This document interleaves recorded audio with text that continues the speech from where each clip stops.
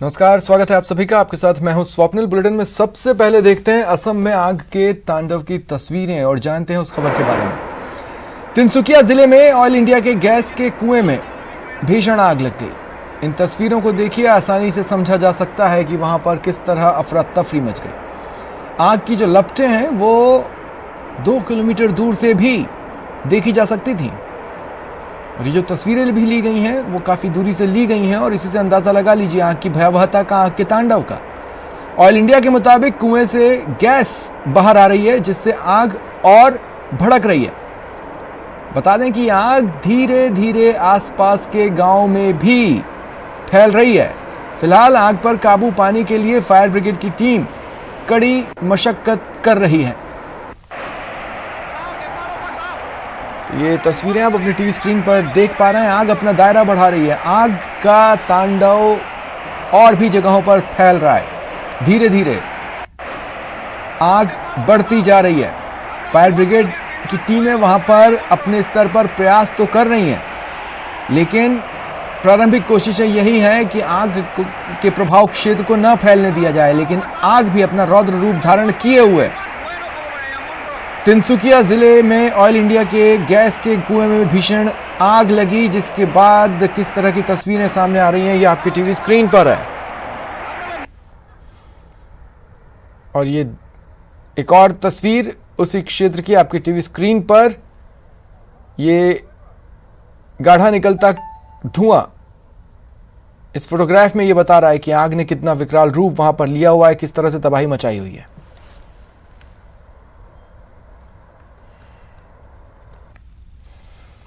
बड़ी खबर है इस वक्त की। भारत चीन के बीच तनाव का जो ताला है वो खुल रहा है। लद्दाख में भारत के आगे चीन झुका है। चीन ने अपने सैनिकों को 2.5 किलोमीटर पीछे बुला लिया है। कोर कमांडर स्तर की बातचीत के बाद चीन ने अपनी सेना पीछे हटाई है। पूर्वी लद्दाख में भारत और चीन की सेनाएं धीरे धीरे पीछे हट रही हैं। इसे वास्तविक नियंत्रण रेखा यानी LAC पर घटते तनाव का एक संकेत माना जा रहा है। पूर्वी लद्दाख के कई इलाकों में दोनों देशों की सेनाएं पूर्व की स्थिति में लौट रही हैं। कोर कमांडर स्तर की बातचीत के बाद चीन ने अपनी सेना पीछे हटाई है। हालांकि इससे पहले भी सैन्य स्तर की बातचीत हुई थी, लेकिन उसका कोई नतीजा नहीं निकला। अब नतीजा सामने आ रहा है। बड़ी खबर है, जलदाय विभाग ने छापे की बड़ी कार्रवाई को अंजाम दिया है। सांगानेर तहसील के कई गांवों में छापे मारे गए। घटिया पाइपलाइन की जांच हो रही है। क्वालिटी कंट्रोल और विजिलेंस की टीमें जांच कर रही हैं। भ्रष्टाचार के मामले में ये जांच की जा रही है। सांगानेर की पवालिया में जलदाय विभाग की छापे की ये कार्रवाई जारी है।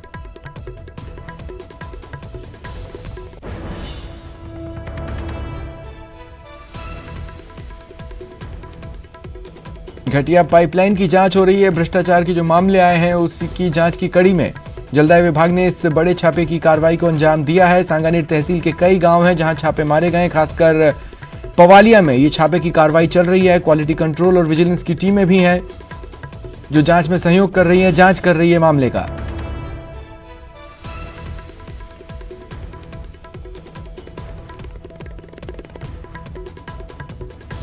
हाल ही में घटिया पाइपलाइन और भ्रष्टाचार का जो मामला आया था उसमें जांच करते करते जलदाय विभाग की टीमें कई कड़ियां जोड़ रही हैं और इसी कड़ियों को जोड़ने की कड़ी में सांगानेर तहसील के कई गांवों में छापे मारे हैं जलदाय विभाग ने।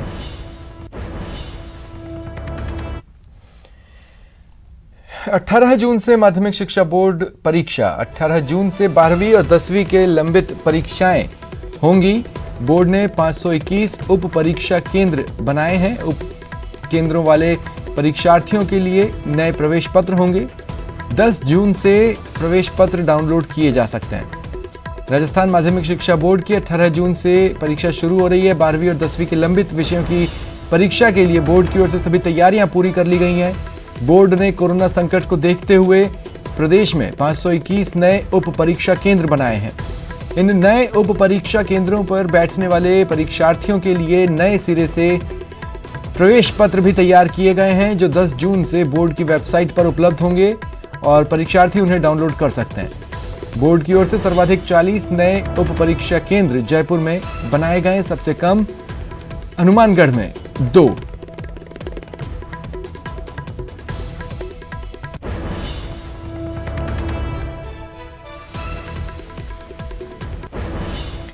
बीजेपी के दिग्गज नेता ज्योतिरादित्य सिंधिया की तबीयत खराब हो गई है। उन्हें दिल्ली के साकेत अस्पताल में भर्ती कराया गया है।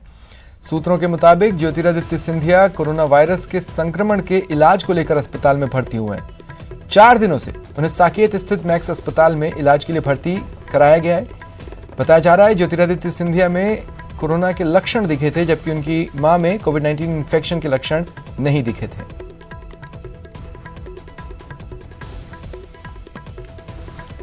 नेता ज्योतिरादित्य सिंधिया को मैक्स अस्पताल में भर्ती कराया गया है। इस वक्त में मैं साउथ दिल्ली स्थित मैक्स अस्पताल के ठीक बाहर हूं, जहां पर इनका इलाज चल रहा है।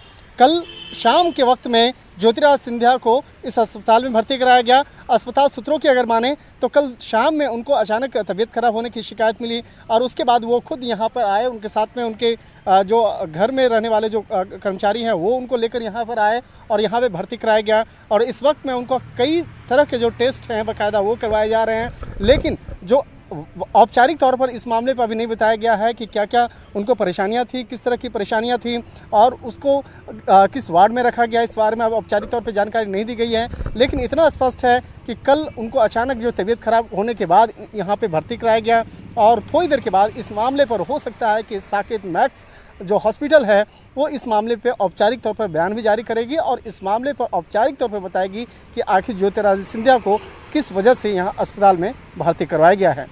वीडियो जर्नलिस्ट प्रकाश गुप्ता के साथ शंकर आनंद, न्यूज़ 18 दिल्ली। बीजेपी नेता ज्योतिरादित्य सिंधिया की तबीयत खराब है। दिल्ली के मैक्स अस्पताल में उन्हें भर्ती कराया गया। उनका कोरोना टेस्ट होगा। इधर जयपुर में कोरोना का कहर जारी है। सुभाष चौक में आज एक साथ 26 पॉजिटिव केस आए। सभी को RUHS अस्पताल में शिफ्ट किया गया। पॉजिटिव मरीज एक ही मकान के किराएदार हैं। जयपुर में देर रात सुभाष चौक इलाके में एक ही मकान में 26 पॉजिटिव मिलने के बाद उन्हें RUHS अस्पताल में भर्ती कराने के लिए बड़ी संख्या में एम्बुलेंस पहुंची। 108 में उन्हें बिठाकर अस्पताल ले जाया गया। CMHO प्रथम नरोत्तम शर्मा की टीमें मौके पर आसपास के घरों में भी सैंपल ले रही है। ये सभी एक ही मकान में किराएदार के रूप में रहते बताए जा रहे हैं।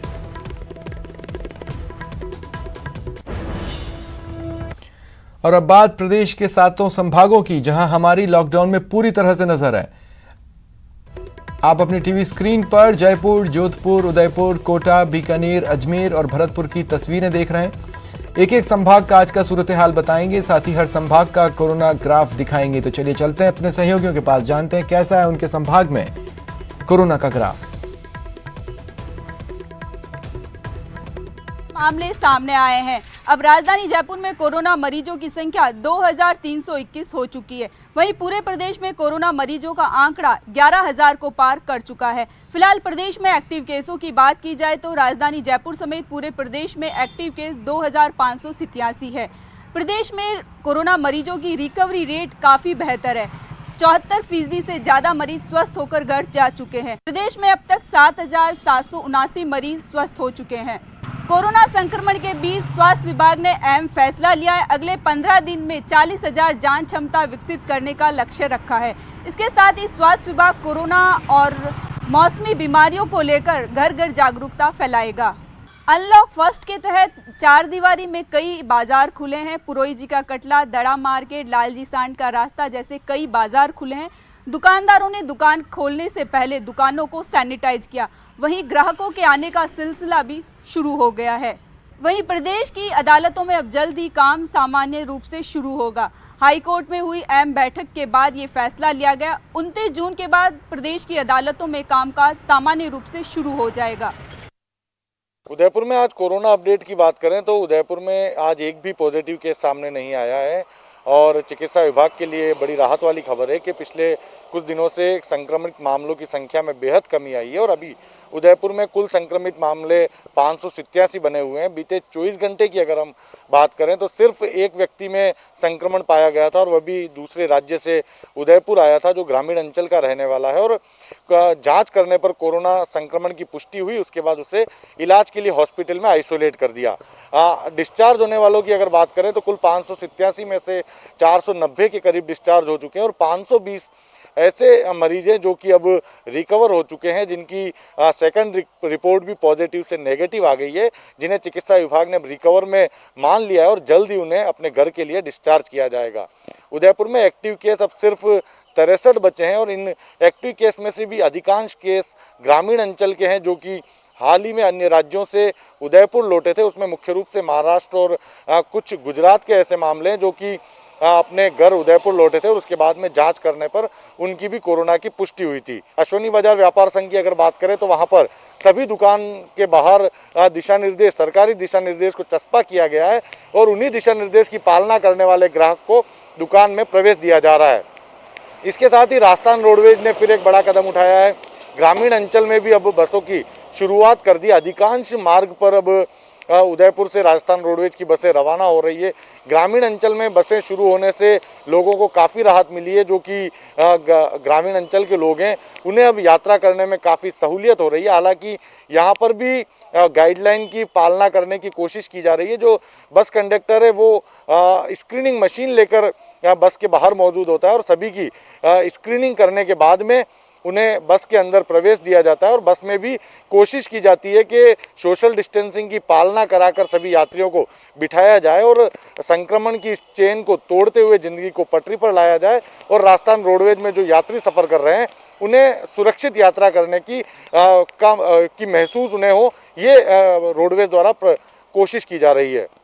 जी देखिए, कोरोना पॉजिटिव रोगियों की बात की जाए तो आज फिर कोटा में 5 पॉजिटिव रोगी सामने आए हैं, जिसमें सब्जी मंडी इलाका, कोटरी इलाका और विज्ञान नगर इलाका है। तो कोटा में अब जो पॉजिटिव रोगी सामने आ रहे हैं वो नए नए इलाकों से सामने आ रहे हैं। ऐसे में चिकित्सा विभाग के सामने एक बार फिर चुनौती बन गई है, क्योंकि नए इलाकों में पॉजिटिव रोगियों के सामने आने के बाद टीम एक बार मौके पर पहुँचती है, स्क्रीनिंग का काम किया जाता है और टेस्टिंग का काम बड़े लेवल पर किया जाता है। लेकिन जिस तरह से कोटा मेडिकल कॉलेज अस्पताल से लगातार राहत की खबरें आ रही है, उस बीच आज फिर जो है 29 ऐसे पेशेंट हैं जो स्वस्थ हो गए थे, उनको आज अस्पताल से छुट्टी दे दी गई है। तो 495 अब तक जो रोगी हैं वो अपने घरों पर जा चुके हैं। कुल पॉजिटिव रोगियों की बात करें तो 530 कोटा में कोरोना पॉजिटिव रोगी हैं और अब तक 18 रोगी ऐसे हैं जिनकी इलाज के दौरान मौत हो गई है, यानी कोरोना से 18 मौतें कोटा में हो गई है। तो वहीं कोटा में जो वीडियो वायरल हुआ था घटिया खाने का, अस्पताल में जो रोगियों को घटिया खाना दिया जा रहा है उसका वीडियो वायरल हुआ था, उस पर आज लगातार क्योंकि उस पर चर्चा हो रही थी, आज कांग्रेस नेता राजेंद्र सांकला प्रतिनिधि मंडल के साथ न्यू मेडिकल कॉलेज के अस्पताल पहुंचे और उन्होंने वहां पर नाराज़गी जाहिर की। अस्पताल अधीक्षक चंद्रशेखर सुशील से उन्होंने पूरे मामले पर बात की। उसके बाद जिस तरह का मामला तय हुआ है, जिस तरह की अब क्योंकि जो भी रोगियों को खाना दिया जाएगा वो पैक्ड खाना दिया जाएगा। जिस तरह पॉजिटिव रोगियों के लिए जो खाना बाहर से आ रहा है उसी तरह का खाना जो नेगेटिव होकर के रोगी दूसरे वार्डों में जा रहे हैं उनको भी वही खाना दिया जाएगा। ये अब तक जो ये खाना था नेगेटिव रोगियों को जो मिल रहा था वो अस्पताल की किचन में तैयार हुआ खाना मिल रहा था, जिसका जो है लगातार विरोध किया जा रहा था। इसके वीडियो भी कई बार वायरल किए गए और घटिया खाने की शिकायत भी अस्पताल प्रशासन से की थी। तो अब व्यवस्थाओं में सुधार किया गया अस्पताल प्रशासन की ओर से। आज इटावा क्षेत्र में नरेगा काम में लापरवाही सामने आई है। जब अधिकारी मौके पर पहुंचे तो उतनी संख्या में मजदूर वहां पर नहीं मिले जिनकी हाजिरी लगी हुई थी, तो ऐसे में एक मेट जो है उसको ब्लैक लिस्टेड कर दिया गया है। तो लगातार जिस तरह से कोटा में कोरोना पॉजिटिव रोगियों की तादाद में इजाफा हो रहा है, उसी लिहाज से स्कैनिंग का और टेस्टिंग का काम भी जोर शोर पर किया जा रहा है। आज भी कोटा के कई इलाकों में स्कैनिंग की गई, मेडिकल विभाग की टीमें दिन भर जुटी रही। वहीं टेस्टिंग का कार्य जिन इलाकों से पॉजिटिव रोगी आ रहे हैं उन इलाकों में मुस्तैदी से किया जा रहा है। टीम जो है जगह जगह पर पहुंच रही है, रिश्तेदारों के, पड़ोसियों के सैंपल लिए जा रहे हैं।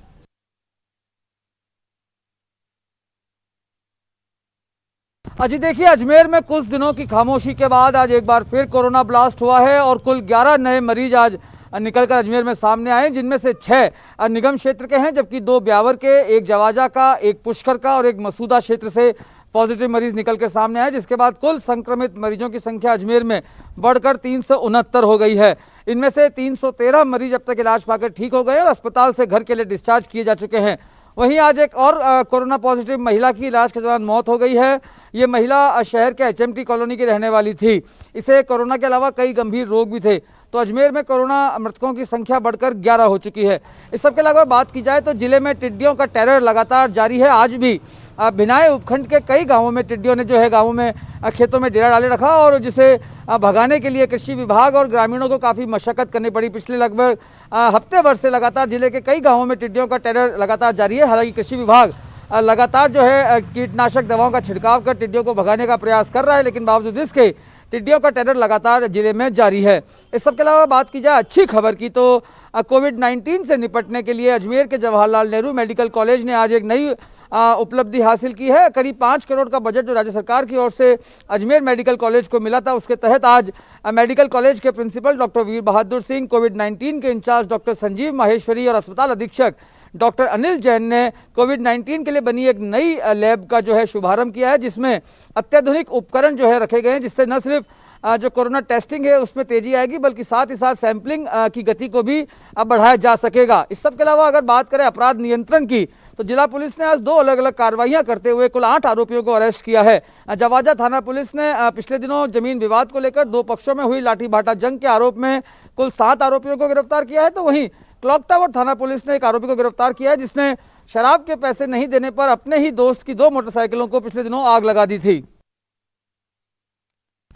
आज रात 8:26 पर देखिए हमारी खास पेशकश, कब, कहां और कैसे बना प्रेतात्मा का किला। प्रेतात्माओं की मर्जी से पड़ी नींव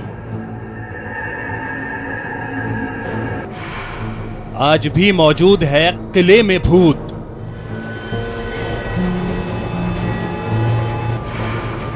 हर रोज पीता है खून, नाना कटोरा भर दूध।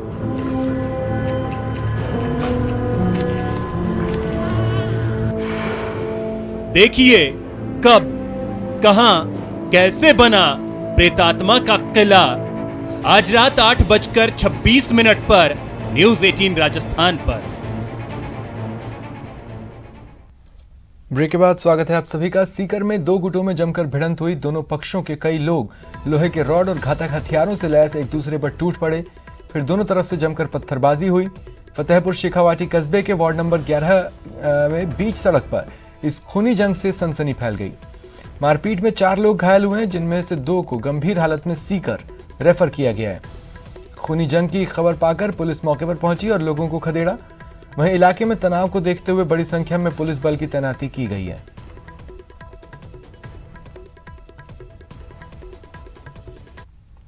जरा सोचिए, शादी के घर में अचानक मातम पसर जाए तो मंजर कैसा होगा। सोच के ही सिहरन पैदा हो जाती है। लेकिन ऐसा हुआ है गया के एक गांव में, जहां तिलक समारोह के दौरान सरेआम हर्ष फायरिंग हुई और मना करने पर एक शख्स को गोलियों का शिकार बना लिया गया। शादी का समारोह था। छीन ले रहे। गाना बजाना चल रहा था।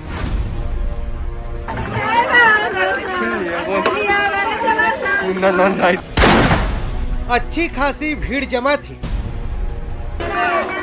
छीन ले रहे। तभी तड़तड़ाने लगी बंदूक।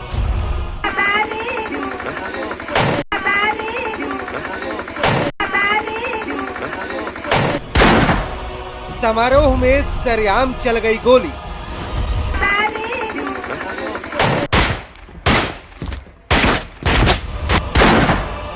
एक शख्स की मौके पर ही मौत।